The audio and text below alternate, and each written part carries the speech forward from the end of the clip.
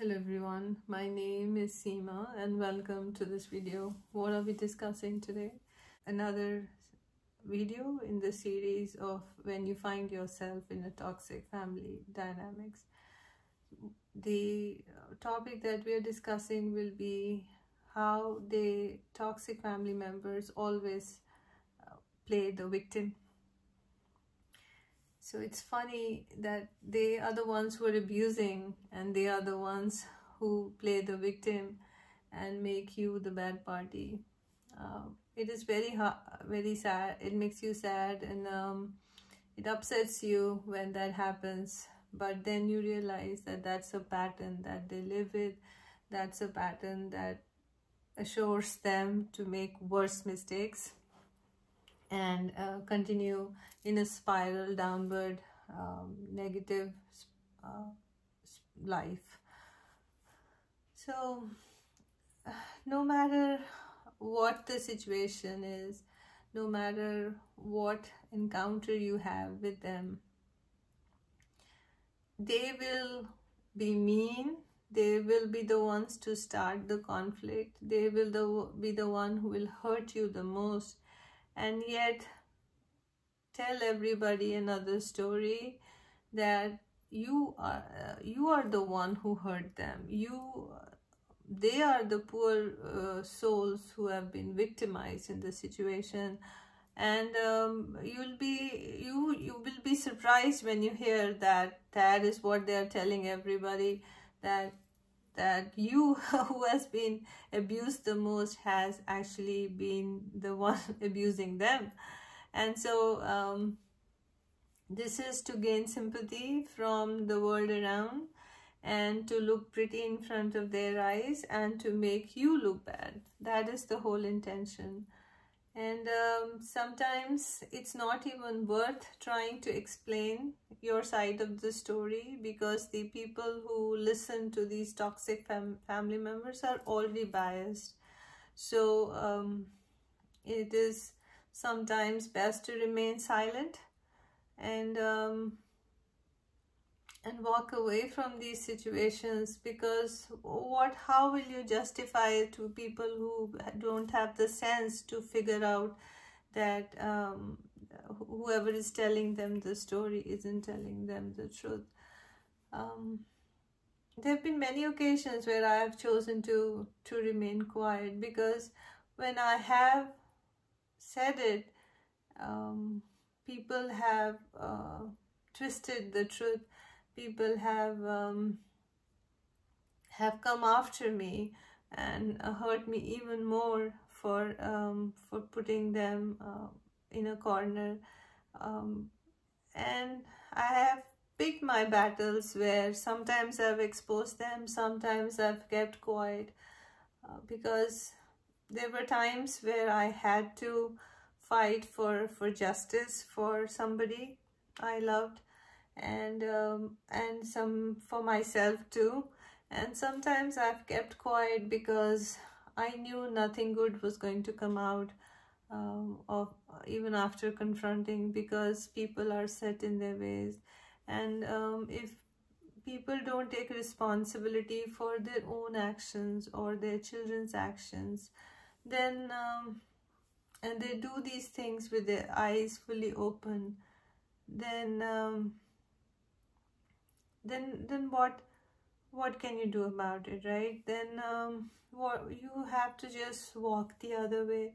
You realize that this is way too toxic, this is not good for your well-being, and you let people be, because again that's their opinion. That is, they want to make you feel worse that after abusing you, because they don't want to take ownership of their action. They don't want to feel guilty and want to change their course of action, but rather put the blame on you.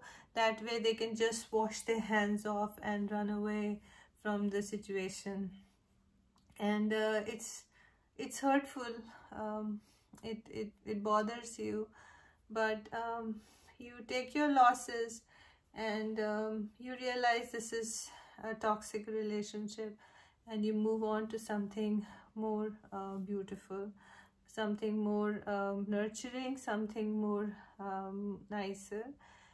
Because in a good family, normal family, first of all, abuse doesn't happen. First of all, there is no victimization and there is no blame game in a real good family. People don't hold one person accountable, and if they do, they come up with reasons, and if they have reasons, then the other party listens and tries to resolve things. And just putting the blame and running away is done by immature people who are not willing to take any responsibility in any way or form. There was this situation where I'd been very nice to someone, and they would, every time I met them, because of the history, I knew that something wasn't wrong, wasn't right, something was wrong. And whenever we met, I could sense that this child was trying to be nice, but yet there was a force behind her that was making her do different things. And during one such encounters, she did something really bad, and to the point that I decided that this couldn't continue anymore. The relationship couldn't continue anymore.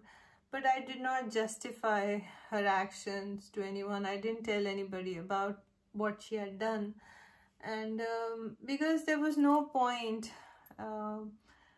Because if I raised an issue, the other person would fight back, they would be angry, and then the nonsense would just continue over and over again. And